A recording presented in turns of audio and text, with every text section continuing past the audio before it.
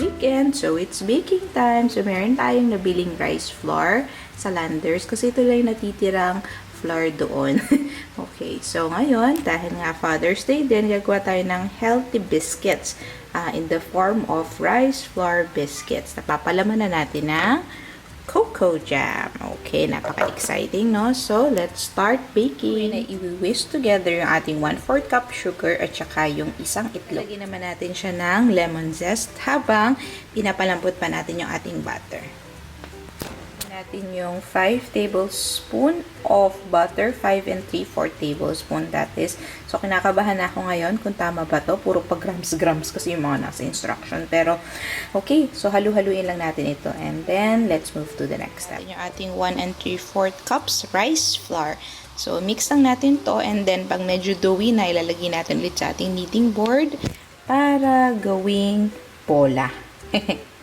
Yung kanyang itsura ngayon. Sana tama ito.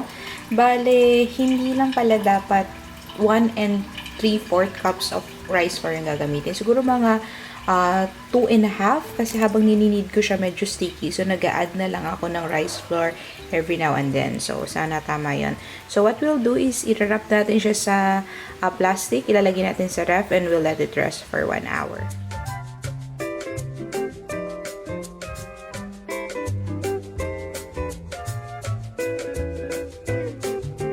Itong kalokohan kong ito, mukhang iba yung nagawa ko ngayon dun sa kung ano yung nasa recipe. Para naging buttery cookie siya kasi dumami yata yung butter ko. But anywho, subukan natin kung maluluto siya ng same temperature, 180 degrees for 10 minutes. So, mukhang mali ulit yung ginawa ko. Bakers, help me! So, at first, akala ko para siyang puto SEKO, pero hindi naman pala. Nung binaliktad ko, naging brown siya. So, niluto ko siya ng 20 minutes kasi nung una kong pagluto, parang puting-puti siya. Wala malang ka-brown-brown. So, tikman natin siya siguro mamaya. Hayaan lang muna natin siya lumamig. And then, again, bakers, help me. Sana ako nagkamali. Taste test. Confirm. Lasa siyang puto SEKO. So, oh well. So, happy eating. Happy Father's Day. And happy birthday, Carla. Bye.